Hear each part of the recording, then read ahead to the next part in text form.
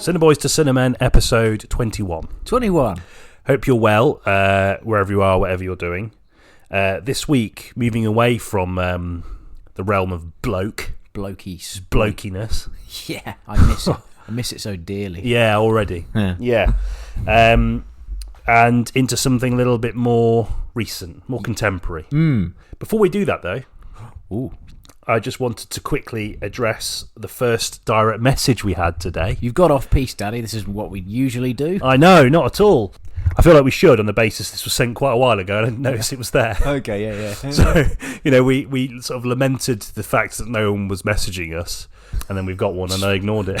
We just weren't checking. Yeah, we just weren't looking. We've also seen a lot more interaction, you guys, on Instagram when we've put the questions out. So I think that reflects more poorly on us that we don't know how to use our social media at all. No.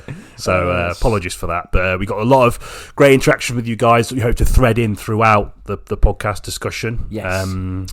Which is a good one this week, I think. But we've got a message from Gavin, who said, "Love the bloke-exploitation episode. The most articulate breakdown of male-on-male sloppy gobble I've heard.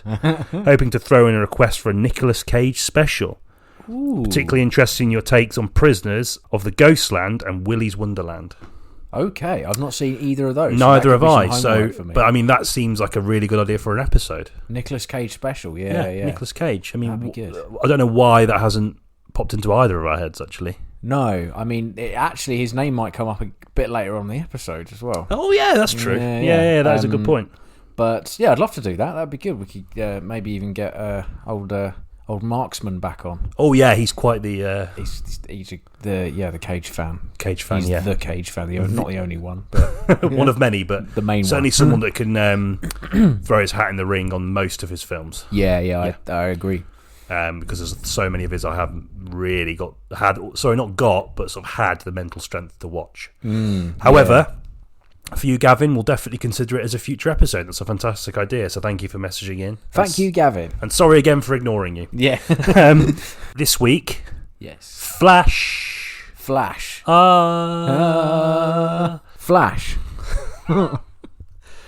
guess the sort of final sort of film in the DCEU.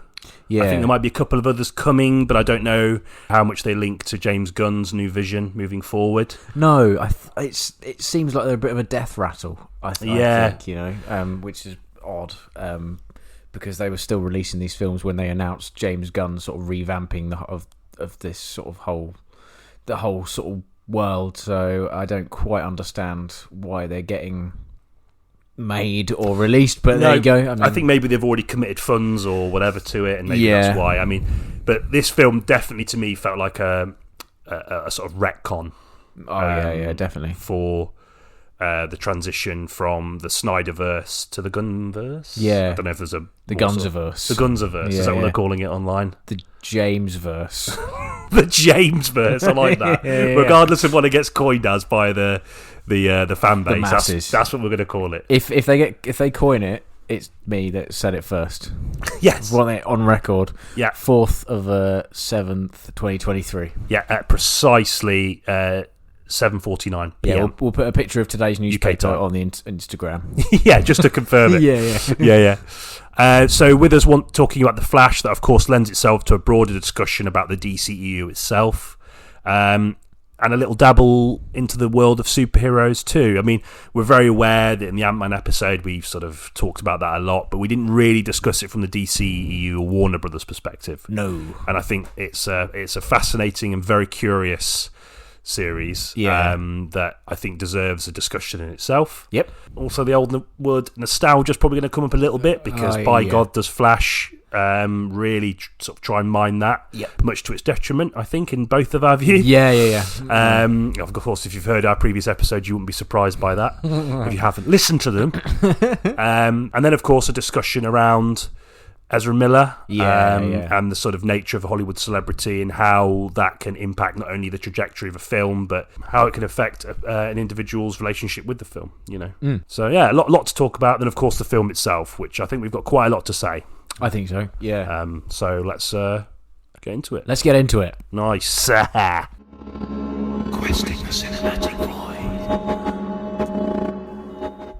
Okay, then the DCEU, a universe started all the way back in 2013 with Snyder's Man of Steel. Yep.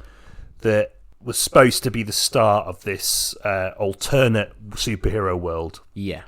Spearheaded by Snyder himself, who has sort of mapped out this whole sort of expansive, interconnected storyline. Yeah. In very much in a similar vein to Marvel. Yeah. I think, Warner Brothers had probably been watching Marvel from afar for quite a while and thinking, we want a slice of that. Oh, yeah. I mean, we've got the properties that could easily compete with that. Perhaps even more iconic properties that could compete with that. Arguably, yeah. At the time, Batman, that was that with the Nolan Batmans, like the popularity wise, that was at an all-time high. Harry Potter was coming to an end. They were thinking like, we need a franchise here. Yeah. So, it was the perfect atmosphere for a competitor to Marvel. Yeah. In the sense that, they've got similar sorts of characters, a world that is certainly rich enough to sort of perpetually extract characters and narrative strands, and both small and large, which you can weave together and make this grand competitor to Iron Man and co. Yeah. But as we know now, looking back on it, it didn't quite work out. No, it didn't. And what we're left with is a selection of very odd, sometimes good, but mostly baffling, or in a lot of people's minds, rubbish superhero films. Yeah, disconnected from each other, even though they're meant to be part of the shared universe. They just feel wrong. They feel disconnected, inconsistent, and I mean, arguably Marvel are going in this direction now, but they had their heyday, and I don't think DCEU ever really did. No.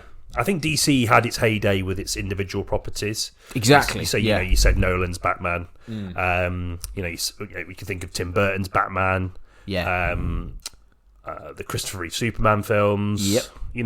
So DC certainly already had a legacy in place that was very much, I would argue, probably there was sort of a more holistic view from fans to critics on the quality of those films in terms of that they were just good movies. And all of which were made before a time of this necessity that studios feel now to make expansive, interconnected worlds, cinematic worlds. Yeah, I think you're right. They do work better alone, those films. I think the superheroes work better alone, really. I mean, like they're quite complex characters, and they've got like sort of darker source material. So, but they always, like Batman, I always think operates quite well as a free agent, and he's got a really focused arc, and that arc tends to inhabit quite a big portion of the film's runtime. But I don't think Marvel suffers from this because of the sort of lighter team up tone, and coupled with the fact that the arcs got established over about 10 to 15 years. Yeah. You just like, there's something about their solo films which always, I mean, even in the DCEU, they did just tend to work better. And even and then again outside with like, the Batman and like Joker. I mean, I know our feelings towards Joker aren't great, but critically it did all right, and especially audience wise, it did really well. So yeah, interesting. Yeah, I think you're right about that lighter tone. I think you only need to look at Nolan's Batman, and even Burton's Batman. I mean, I think Burton's Batman is like a strong argument for the fact that you can still hold true what a comic book film is and still be adult in equal measure. Yeah. Oh, completely. Yeah. But I think if you think about films like Nolan's Batman, for example, it is like a gritty or grittier superhero tale that is more sort of deeply rooted in in the world that we inhabit today, and is more relatable. Yeah, and it allows Nolan to sort of make thematic parallels between the world we inhabit and the world Batman inhabits. Yeah, and obviously it's always going to have silly moments like bats breaking through windows through some bat sonar system and all that kind of stuff. But I think that's where DC, certainly cinematically, probably in that sort of from the 2000s onwards, have occupied that space quite well. Yeah, definitely. And I think where you look at Snyder when he comes along with Man of Steel, his intention is to continue that tone. Oh, completely. And I think Warner Brothers were keen with that on the basis that Nolan had established that, and it worked really well. And he was an exec producer on Man of Steel. Yeah, I always forget that he was involved in it, and his wife was as well, wasn't she? She was involved. I was about to say Emma Thompson. It's not Emma Thompson. It's Emma something. Emma something. Yeah, Emma Nolan, I guess. Yeah, probably, maybe. What is it? Emma Oh, it doesn't matter. Sorry, Chris. Sorry, Emma. Yeah. But, that sort of... I think they saw that sort of darker tone as like a viable alternative to the bright, breezy team-up sort of aspect of Marvel. And they really went with it. They really doubled down on him, and he was probably riding quite high. I think his attempt at Watchmen, I think, is pretty good. I like Watchmen a lot. Yeah, and I think a lot of people were thinking, well, this guy clearly, can do comic book. Yeah, stuff. yeah. I mean, 300, even though it's been played in ITV3 about 9,000 times, at the time, did really well. Yeah. And it still has a lot of a lot of people still have a lot of reverence for it. Yeah. So I think they were really confident this was going to go really, really well, and I think they allowed him. They sort of basically gave him the keys to the DC mythology and said, right, run with it. Yeah. But even in his first effort, Man of Steel, it became apparent that things weren't as streamlined as perhaps over in Marvel. Yeah, no. I think it felt rushed. I remember the third act felt really rushed. It's even down to like the visual effects. I know it was 2013, but like if you watch it again now, it's like it was made. I think that third act is where it really started to be made by committee a little bit, and it became really like just people punching each other. You know what I mean? But it was a shame because remember the trailer came out and it had the music from Fellowship of the Ring in it. Oh right. When after Gandalf dies, Gandalf. When he falls from down in Khazad Dûm, and then they all like leave Moria and they're all really upset. That music is in the Man of Steel trailer. Yeah. And so you set up for quite a moody, dark, emotionally mature film. That's what I got from that trailer, and they just I don't know what happened. They must have got scared or something. I think, or maybe Snyder did. I saw the trailer with Hans Zimmer's song "Flight," which is sort of the main song, I guess, for Superman. That particular, or for Man of Steel. Yeah, it was a brilliant trailer. And I remember thinking back then, wow, brilliant in the context of superhero films. And back then, we weren't as cynical about superhero films as we are now. So everything seemed like, quite interesting. And, I think you're right. I think something clearly didn't work out. And that idea of things being rushed, I think, is something that is going to come up quite a lot when we discuss the DCEU. Because big time. I think the studio really desperately wanted to sort of latch on to the sort of superhero craze. But didn't do it with as much sort of care and consideration as Marvel did. I mean, look, this isn't me sitting here praising Marvel. No. Because at the end of the day, I'm not really that bothered about their films anymore. And I wasn't that emphatic a fan anyway. Yeah. And actually, I always preferred the DC characters by and large anyway, growing up as a kid. So I have a bit more of an affinity for this side of things. But at the end of the day, love them or loathe them, they got it right. Whatever they did, they got it right. Yeah. And we talk about that in the Ant-Man episode, but that the way in which they found that tone almost immediately, and stuck to it religiously, really benefited them. And I think that the people in Warner Brothers and DC thought, well, we've got this darker, grittier tone, and I don't think they were really. It became apparent to me, even in large parts of Man of Steel, particularly as you say that third act, it becomes apparent that there isn't as much confidence in that vision. No. And filmmaking by committee, again, another term you're probably going to hear quite a few times when we discuss the DCEU, because that was a big part of the reason why things were so disjointed and difficult. Yeah, definitely. And personnel came and went, and the tone changed radically film by film. Yeah. No, I think it's really interesting. I actually really like the first sort of half of Man of Steel. I think me it's too. a really well made. Kevin Costner were really cool. Tornado and Cavill's a pretty good Superman. He's a sort of perhaps overly stoic and a bit wooden in in Snyder's vision, but I didn't actually mind him as Superman that much. But again, that third act is just dreadful. And I know a third act problem is something that's not just reserved for DC. It's a big problem in most superhero films. They lost that kind of almost indie cinematography as well, though. There was a lot of Snyder likes his handheld. When he deploys it well, I quite enjoy it. It's sparingly used in Watchmen. It's not really used in 300, but Dawn of the Dead has quite a lot of it. And he does it really well. It's quite floaty and Steadicam-esque, and he did a lot of that in Man of Steel. And I remember thinking there's some style to this. And then it just disappeared, unfortunately. I mean, it was all. it was a computer generated mess, which is a really common criticism of the third half of that film. But like, I don't know. Yeah, something happened. I think it's the idea of rushing, as you said, because I mean, immediately after Man of Steel, they're setting the. They're already building towards that sort of multi-hero event. Yeah, and I think that's something that was never going to work on the basis that you need to at least have one film about each member of the Justice League before you even jump into the Justice League film, right? Completely. And they didn't even do that. They decided to bring Batman in and have him fight Superman, and then have him sort of like identify other meta-humans or sort of godlike figures in that really awful sequence where Batman just sits there and watches loads of videos of all of the relevant members of the Justice League. And they've all got Alfie always mentions that they've all had like a graphic designer come in and design their specific superhero logo within the film. This is quite interesting. And I remember thinking, I remember again, I saw the trailer and thought, the first trailer, I'm thinking that doesn't look that bad. And again, you've just got another film that Warner Brothers, I think, doubled down on Snyder outwardly, but I think inwardly they were already starting to doubt him as the guy to lead this vision forward. And I think it becomes more and more apparent in the rehiring of different writers, and the and the sort of tonal uneasiness of that film. Not to mention how much of just a complete fucking mess it is as a movie. It's not really a coherent narrative at all. No. And I think Snyder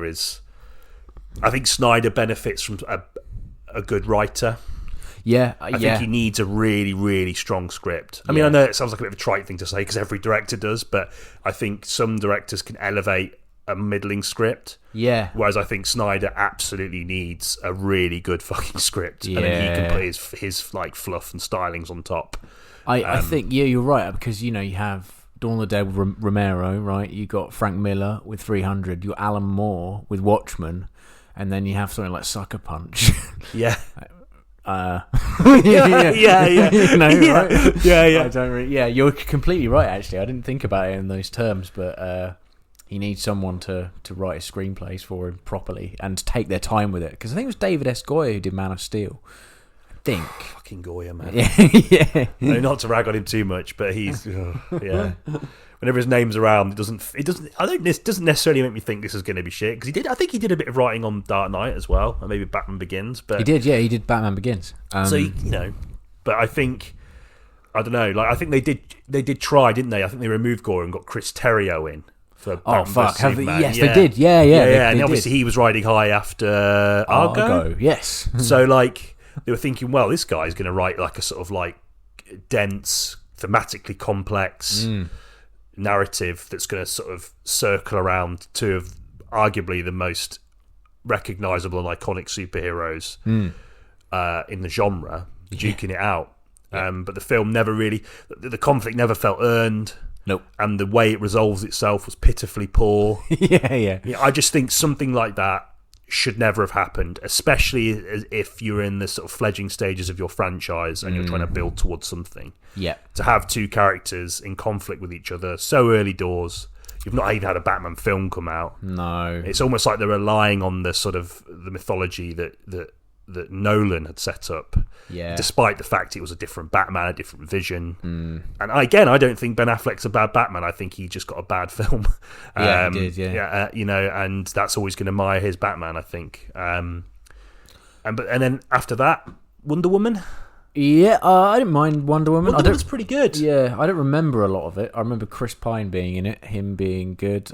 Patty Jenkins, I like her as director. Monster. That's a good film. The first three quarters, again, the last act of Wonder Woman is fucking dreadful. Up till that point, I thought it was actually quite good. Yeah. Gal Gadot, she might not have the acting chops to necessarily carry the more sort of emotionally complex aspects of what they were trying to do with that character. But she definitely has like a warmth and charisma that makes her more than capable Oh yeah, I think it was a good casting choice. Ultimately, yeah. That's probably one of the few. That was the time. I think that was a moment where people sort of thought, "Oh, maybe it's not all going to be shit. Yeah. Maybe things might be all right. Maybe we can hit home." Yeah, and then Aquaman grossed $1 billion. I've not actually seen it. I have, and I don't know how or why, because that film it's not terrible, but it's just so disjointed and. I don't know. I think James Wan's sort of breakneck pacing maybe appealed to a lot of people, but to me it just seemed like a bit all over the place. But the 1 billion mark it's not an easy thing to do. So obviously it did something right for a lot of people. Yeah, this was its peak actually. It wasn't really an Everest though. It was sort of more of a, I don't know, Snowdon or something. Snowdon, just a little peak, right? Yeah, but Snowdon next to Everest. Yeah. It's an interesting choice of directors. So you got. Patty Jenkins, I think she won an Oscar for Monster or got nominated. James Wan, who's known for his horror film, he's like known for kind of having a hand in writing, or he directed Saw. Okay. So interesting choice of directors there. Yeah. I mean, like I think Snyder was kind of an interesting choice because he did comic book adaptations, but everyone thought he was like the graphic novel boy. Yeah. So they're getting an interesting flock, but. You can clearly see that there's sort of 6 or 7 other people pulling the strings in the background. Yeah, and I think there's a lot of people that have contrasting views about how the franchise should go. You've got a fan base who is, mostly lamenting each film that comes out. I mean, I know that DC have got the Snyderverse has got a pretty ardent fan base, which we've discussed before in a previous episode, Dungeons and Dragons episode. Actually, I think we discussed that quite a lot. Yeah, the fan. So I mean, go back to that, listen to that again. But I think. The majority of people weren't that chuffed, and I think Warner Brothers were listening more to those people than the Snyderverse fans. Yes. And that obviously created a lot of rumbles of discontent for when they eventually team all of these characters together up in the Justice League. Obviously, Snyder had to leave that production for very tragic personal reasons. Yeah. But I think, you get a sense that something was going to happen. There was change afoot. Yeah, no, either things were going to get shit canned, which they did for a while. Yep. Or he was going to go and someone else was going to come in and take this another direction. I think he would have been locked out of the editing room, probably. Anyway, maybe, or at least fucking shows. Yeah.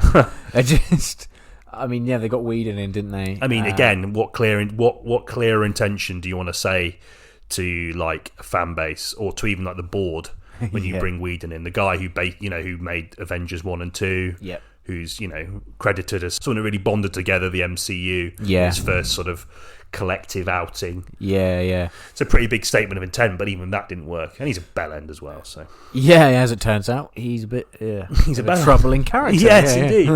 But I think it's just this universe is a culmination of just. I think people hedging their bets too early, realising that and panicking. Everyone has a different opinion of how things should move on forward from that. And it's so clear in each of these films, with the exception maybe of Wonder Woman until the third act and large parts of Aquaman. Because Aquaman's just bonkers on its own, as far as I'm concerned.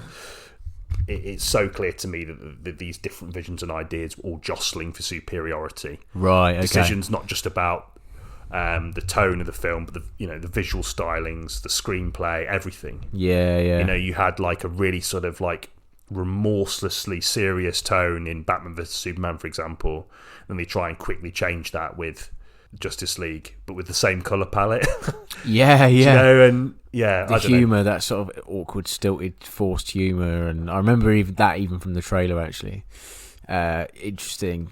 I hate the title for Batman. It was just like Freddy versus Jason or something. That's what it reminded me of. It reminded me of like a B movie. Like a B kind of schlocky horror throwaway bargain bin film. Yeah. Batman v Superman. The whole versus thing. Like, Dawn of Justice. Yeah, it's like a conversation having year one. Like in the playground. Like, imagine what if they fought. And then it's Zack Snyder doing his Watchmen treatment to it. Yeah. Just confusing. I've tried to watch it in its entirety twice, and I've never managed it. I think I've seen it twice. Oh, really? Yeah. I think there was a part of me that really wanted to like it, and was sort of desperately sort of hoovering up the few crumbs of decency that film has. I mean, I think it is parts of it. The idea is based on loosely on Frank Miller's The Dark Knight Returns, which is obviously a seminal comic book, and a comic book that's definitely broken out of that sort of nerdy comic book realm and into mainstream culture. Like even people that aren't into comic books have read The Dark Knight Returns, Right, yeah, so it's the way Snyder sort of crudely sort of bolts it into this sort of poorly thought out, thematically shallow narrative. And Snyder, again, I go back to him needing a good writer in the sense that he cannot handle theme very well. He can't. Once he gets an idea of what he wants a film to be about, he will bludgeon you with it. Yeah, definitely. And I think that, I mean, to be fair to him, Marvel films aren't particularly thematically rich. No. So at least he's perhaps trying to do something interesting with it, but it just never worked, and it was never clever enough to appease critics, nor was it subtle enough to appease the masses that go to the cinema every day. Agreed. Well, not every day, but for every major release. But I just think it's fascinating, and I wonder, where it's going moving forward. I'm very interested. Yeah, I mean, Gunn's work on Guardians, I love the first one a lot.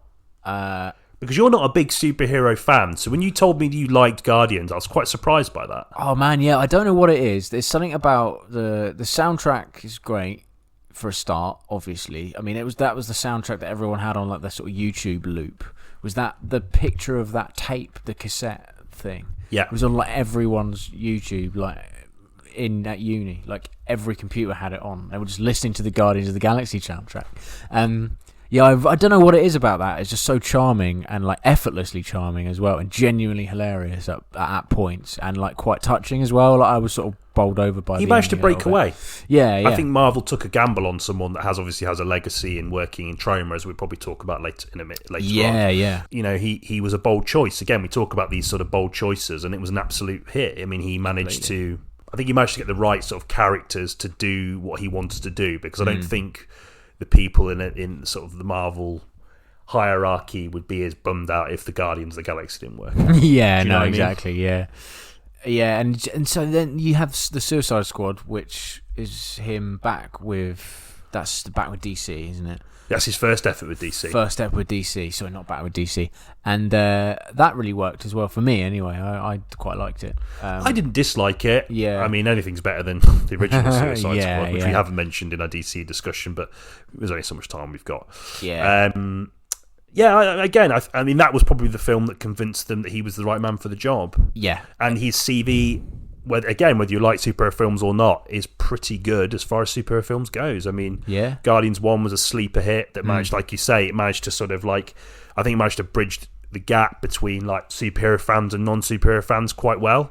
I think a lot of people that don't like Marvel films, by and large, including yourself, completely, were enamoured with the movie. I was really won over by it. But then the Suicide Squad, I liked that as well, but for completely different reasons. So, which is what makes me really curious about what he's going to do, because I don't know what tone he's going to take with it. No, there's no indication as to how these films are going to turn out. They might be awful. I mean, it might really not work, and people, especially if they've got a kind of sort of cultish Snyder fan base. They're already trying to torpedo it, haven't they? Before it's even started, and it's just crazy. It's a shame. It's bizarre. It's built on hate. I don't know. Anyway, I did a poll on the Instagram. I think this is a good time to bring it up, because I'm quite interested in this idea that superhero films are on the decline. Yeah. And whilst the box office figures sort of don't necessarily suggest that wholly, I think it appears to me, just in this sort of common discourse around cinema and just being around people talking about films, that there seems to be a slight bit of fatigue. I don't know if it's because the MC finished their arc they spent the better part of over a decade building towards, and are struggling to find their feet in the sort of post-Thanos era.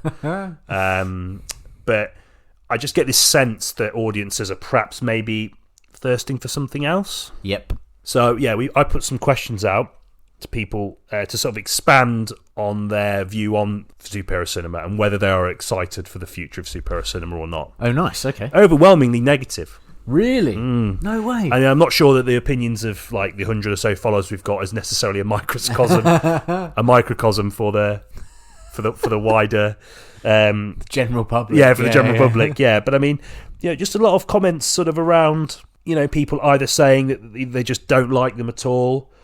Lee messaged in. He said, sort of done with it. Enjoy the good ones, but usually quite forgettable. No longer pay attention when they are released like I used to. Okay. So this idea that, this sort of perpetual, this sort of bombardment of releases is starting to, wear down even people that aren't necessarily that cynical about them. Yeah. Alex, over from the film angle, messaged saying you're both dickheads. Oh. Alex. No, he didn't really. He's far too nice for that. He said, "I'm sick of the bad ones. I would, however, be happier to see less of them for a while."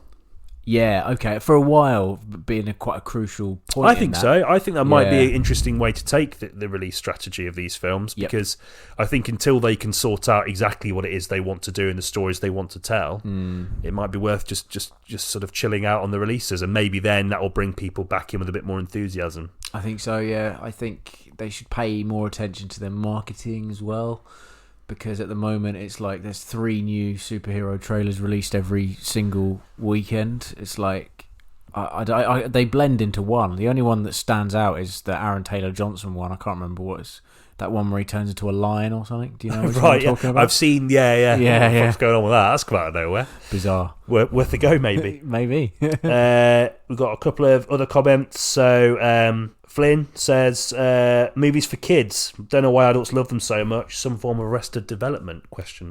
Maybe. What do you think about that? I think, it's interesting because the films in question are, like the way they're marketed and advertised, they're not really for kids, although comic books, like by and large, they're completely, they're bright, and colourful, like superheroes, right? They're aspirational figures. So I can completely see where he's coming from, and it's interesting that I don't think the films are meant to be for children necessarily, especially not the DCEU, although the Marvel ones maybe more so. Definitely more so with the Marvel ones, I think. Yeah, it's just like interesting how the general discourse seems to be going on in our generation, where maybe it shouldn't.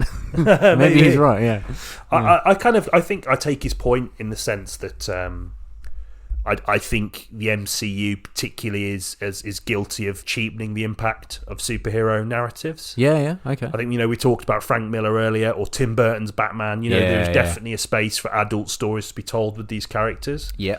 But I think the MCU has very much established this idea of pleasing the whole family, implicating the kids, by making films that are streamlined, devoid of real complexity, whilst every creative decision also being made with a sort of a monetary mind. In the sense that they're wanting to not only self-market future releases, but also merchandise, which a lot of which is marketed to children. Yeah. I can completely see his point. And I think there is something to be said for that. Yeah. I think whilst they might not be outwardly advertised to children, I think, the way those stories are told and what they're told for, as in profit, has cheapened the impact of the superhero. In a way that I think has damaged them quite significantly. Yeah, okay. I think, you see people that aren't into them, they won't, I've had questions, so, there are some good superhero stories. I still, have a bit of fondness for it. I have,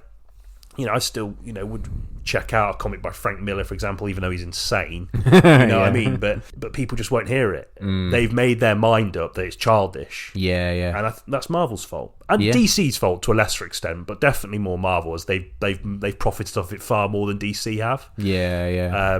I think DC wish they could have that criticism leveled at them, because that would mean they'd make a fuck ton of money. You're right. I think it's a fair point. Yeah. Again, more people saying stuff like, Jess, same.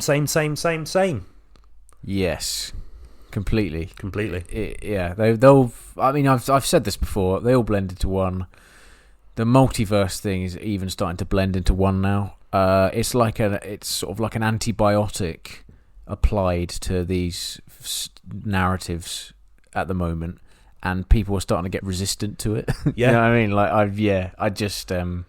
I think a lot of its success was built on the characters they had and the actors that played those characters. Yeah. And, the fact that that's not there anymore, I think people really are struggling to find things to connect to. Yeah. I think the desire might be there, but if they're not going to find those, the new Hemsworth or the new Tony Stark, then they're going to struggle. Yeah, man. I think they really will. Yep. Last comment, Dale says, AI-based narratives make my anus bleed. Yeah, again, that kind of is... it's phrased differently, but it's similar to what Jess was saying, just about repetition.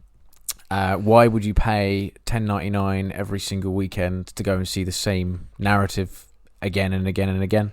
And I know that sort of... You could argue that all films in the world only have like 12 narratives, but when they also contain the same kind of overcooked computer-generated imagery, the same... sort of good versus evil, that kind of archetype, and the big battle at the end, that's a big repetition thing. And that's what ruins a lot of the films, isn't it, really? Yeah, well, we keep saying third act, weakest point. Yeah. It's because the big battle at the end is just a big battle in a desert or in a city, and everything... And none of it's real. And everything gets destroyed. It was shot in a sound stage in sort of East London or something. Yeah. There you go. I mean... I think he's sort of right in the sense that there's a soullessness to them. Yeah. Not sure about the anus bleeding. No. Savlon, perhaps. Yeah, maybe. Yeah, get that checked. Don't ignore those symptoms. Yeah. Anyway.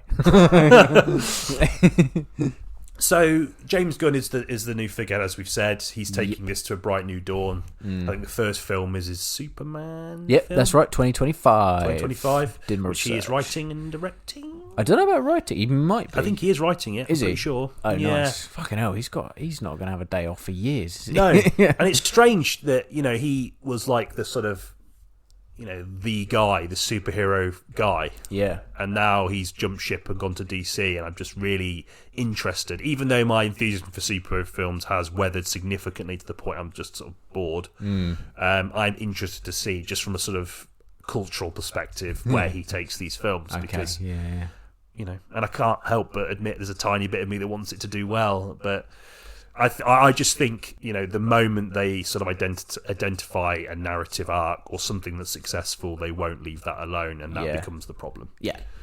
You think about, and I do think there is space to make films that are, that can be comic book films but still have like an adult approach and have, like I said, those comic book sensibilities, like, a la Tim Burton. Yeah, completely. Tim Burton Batman films have a strong sense of identity. Are actually drenched in his visual stylings, which at that point it's hard not to be enamoured with. Yeah. The score as well, like fantastic. Danny Elfman. So good. Probably his best score, I think. Yeah, man. Great casting and a sort of self-awareness that doesn't detract from the darker elements of his vision. Yeah. So it's totally doable, but I just can't see it in this current landscape, which is about as getting many arses and seats as possible, as being achieved in a way that would be anyway enjoyable for me. Yeah. Shall we discuss The Flash, or just Flash then? With that in mind. Yes. What were your basic general thoughts upon leaving the church, aka cinema? Well, it's funny because I sort of was kind of perplexed by what I'd seen on the basis that the film is so fucking lurid, so in your face. Yeah. It almost sort of batters you visually, doesn't it? And I think you need like a good 10-15 minutes to sort of like get those images out of your eyes. Do you know what I mean? When you blink and you can still see all the colours and shit. Yeah. I think it's obvious how much of a retcon this is. I think it's a pretty soft retcon. I think there is something bizarre in the way that it almost pays homage to the DCEU in many ways. Yeah. I think the success of Snyder's cut being released and the general sort of, I wouldn't say the sort of fervour, but the warmer critical consensus perhaps might have encouraged that. Yeah. But it's definitely a way of saying, right, we're basically saying that there's lots of fucking universes, and from that is going to be James Gunn's DC universe. Yep. Shameless retcon, completely. It is a completely shameless retcon. I didn't hate the movie. I didn't dislike it. Yeah. I think there is some earnestness in it at the start. Yep.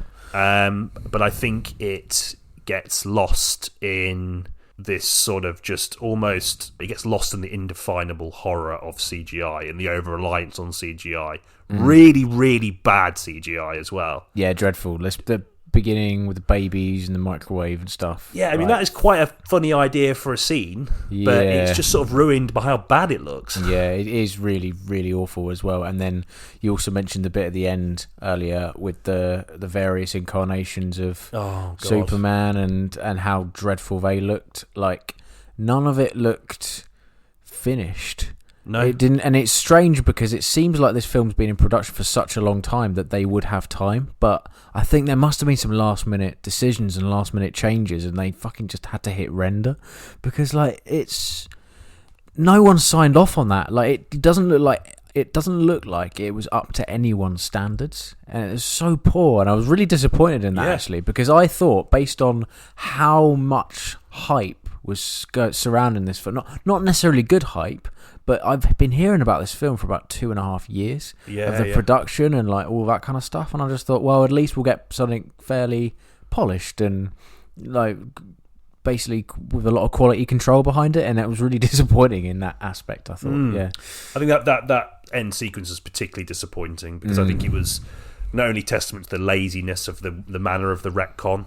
In which they're doing, and basically again, like, you know, suggesting the multiverse, which I think is the way Marvel are going as well. But it's this idea that, you know, there are multiple universes, multiple different variations, and the end is this sort of reveal of all the different DC universes that exist, either in past iterations of the characters. We talk about Christopher Reeve's Superman; he appears, and also versions of the characters that never were. So Tim Burton's Superman. Yeah, Nicolas Cage, written by Kevin Smith, that never happened. Yeah, it's just that fucking shameless fan service. Yeah, is a way to sort of paper over the cracks of not only a largely pretty bad movie, an odd series of movies, and to also sort of try and generate some semblance of hope for the future. It honestly felt like I was on like a theme ride, and just going through like just these sort of CGI ghosts of the past and present of the DC's universe,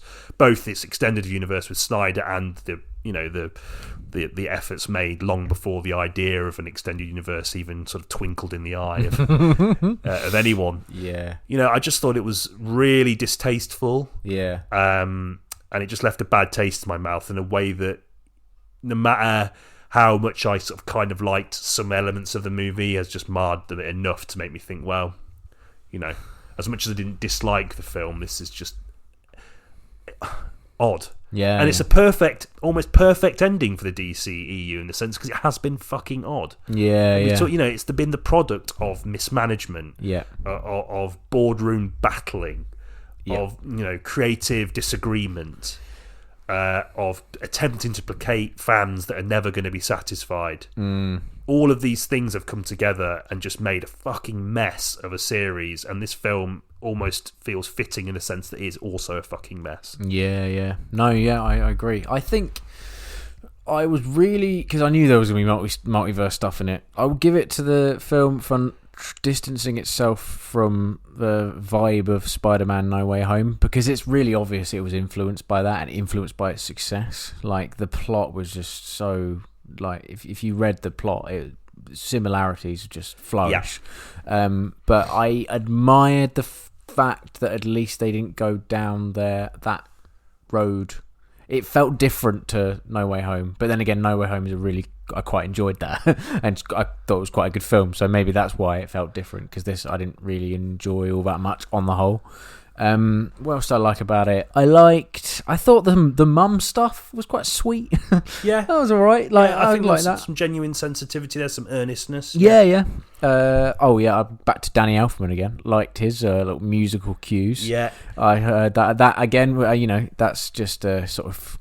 It's quite easy for nostalgia to do that to you, isn't it? Like, just kind of there's that flutter, isn't there? You're like, I remember this. Even Keaton, like, I didn't necessarily... I think it was shocking the manner to which that they sort of, like, reframed a lot of his famous dialogue lines from the Tim Burton Batman films. And it just goes to say, I think the state of how sort of inherent...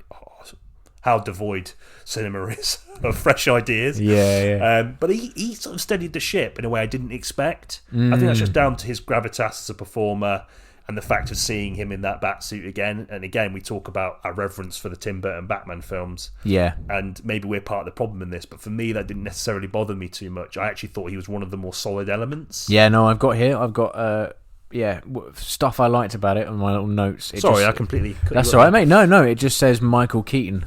So that's fine. Good.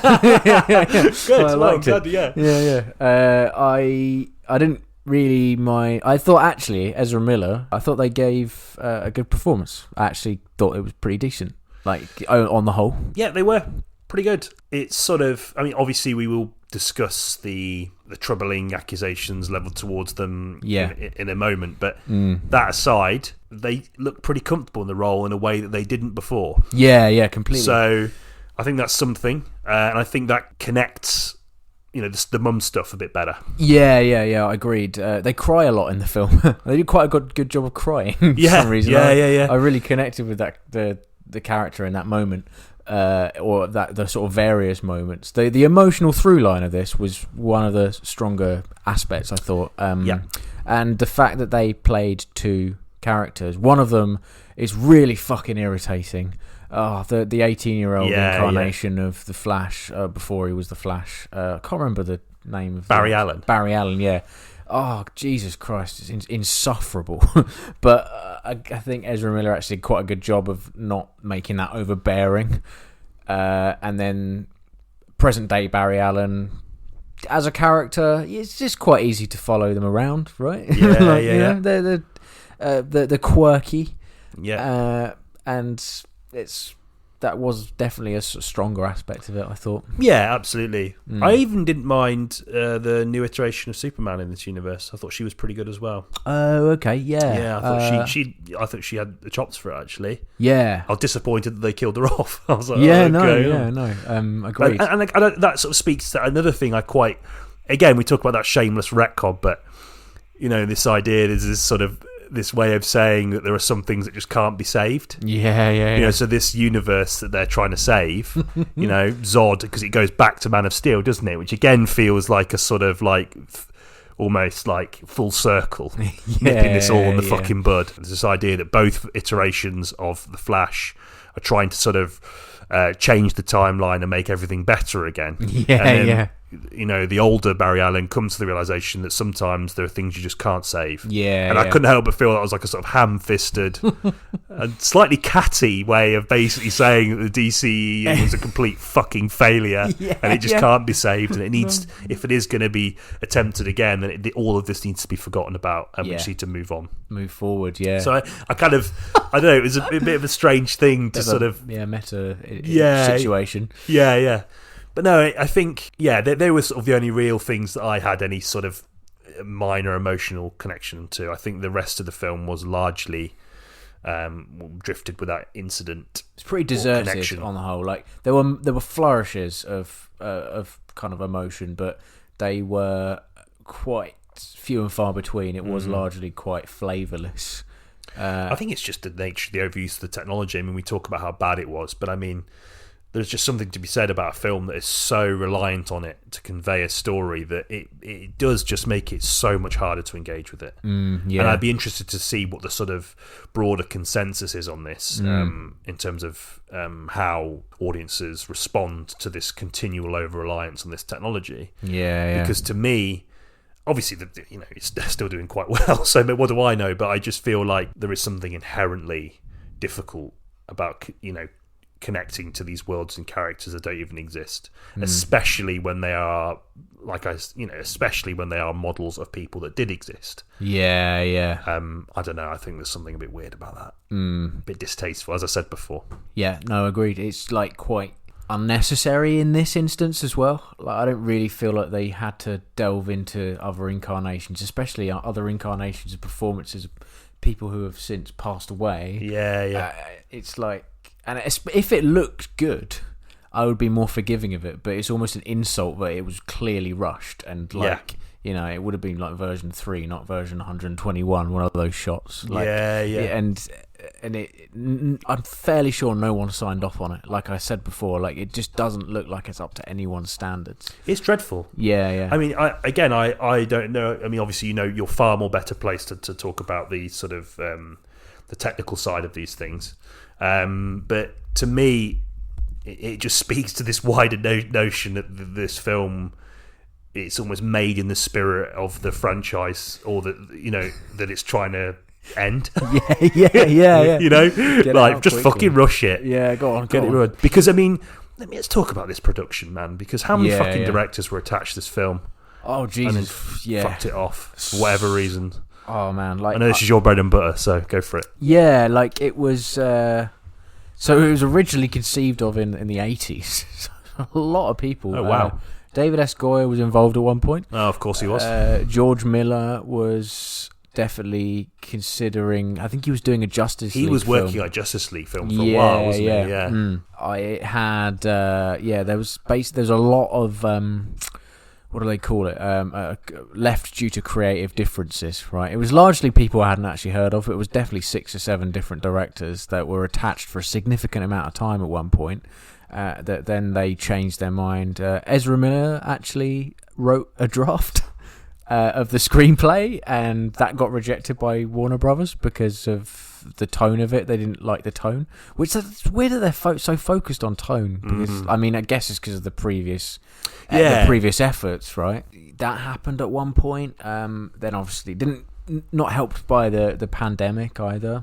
And then when it did finally get shot, it then got marred by the controversies of what happened with Ezra Miller, which was it's a string of sort of assaults, questionable behavior towards children as well, which is like quite tough to discuss. Strangling, second-degree assaults, burglary, leaving live ammunition around. Like this is all like this isn't like new at all, but it then got marred by that, so really, really troubled production.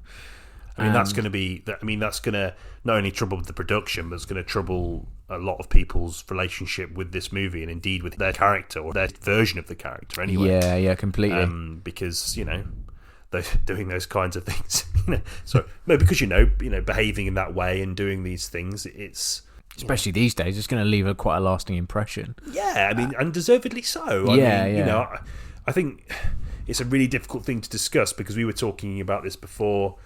Obviously, we're not a fucking Hollywood gossip podcast, and we don't want to. But we were talking about this in the context of, enjoying the work of or enjoying films that have had people involved that have since been revealed or were, or whatever, have had allegations made against them or have behaved deplorably. And it does.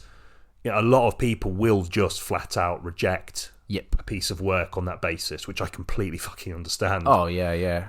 Whereas I find it a little bit more difficult to do so, not on the basis that I'm supporting the individual in question, but I think film is a collaborative thing, and I think that there's a lot of people involved in those films that don't necessarily deserve to have their work destroyed by the actions of one person. You think about Baby Driver, for example, with Kevin Spacey. I mean, Edgar Wright sort of on social media made a similar plight, didn't he? He sort of said, please don't let this ruin the relationship of the movie. But it's kind of hard for it not to when the mass audiences or the people that are more inclined to be bothered by these things, they're not going to be as driven by the film to watch the film on the basis of the fucking prop master or the lighting director, or whatever. They're gonna see Kevin Spacey, and that's gonna be enough. Yeah, I mean, you're right. It's also if it's the lead actor, or it's gonna be difficult because their face is gonna be in front of you. In this case, 2 faces, quite a lot. 2 versions. And as soon as you have that visual cue, obviously, there's that video where they were like strangling a woman in Iceland, I think, and and a lot of people have seen that video. So then for them to go and watch a film in which that actor is big, bright in the centre the whole time, and playing a character in a fairly likeable manner as well. Yeah, someone you're meant to relate to. Yeah. That is going to be difficult, and it is going to be a lot easier, I think, because old Harvey Weinstein, he's in the credits for Lord of the Rings.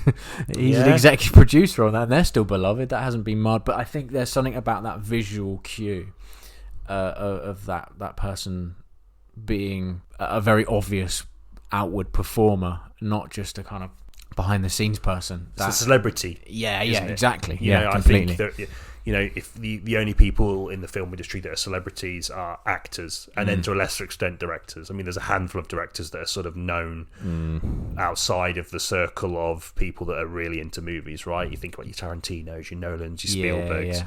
They're going to be the celebrity. So I think you're absolutely right that being a celebrity, and if you're seen to behave like that, the nature of the celebrity is elevated by your presence in films. It's almost like a symbiotic thing, isn't it? It's like, well, you get this film because you're famous. You're going to then subsequently make the film more popular as a result of you being in it. It's going to elevate your fame, and it just becomes like a self-perpetual, self-feeding cycle. Yep. But if you obviously behave in a manner like they've done, then that's going to, it's going to stick a stick's going to go in the spoke.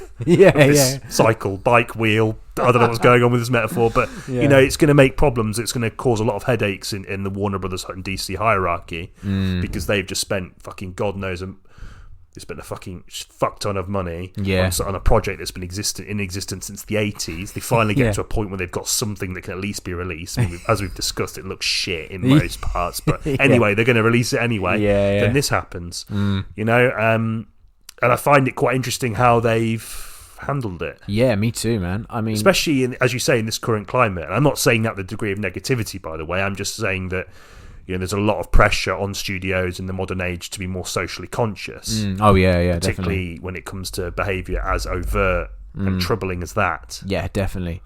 The way they handled it is bizarre. They lent so heavily on the test screenings, right? So the studios do this all the time at the moment. It really pisses me off. They generate hype out of nowhere. They pluck opinions from thin air and broadcast them as if they were said by someone.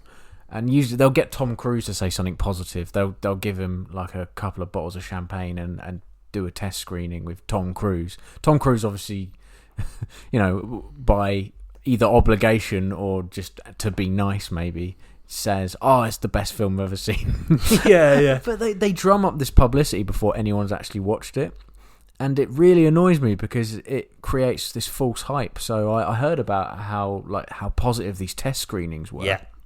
I think they did it to distract from the other goings on about their lead actor and what they got up to. And it worked because I was like, maybe this film's going to be really good. Like, okay, Andy Muschetti, I quite like It Chapter 1. I really think he needs to stop trying to please everyone. It Chapter 2 was another big CGI mess.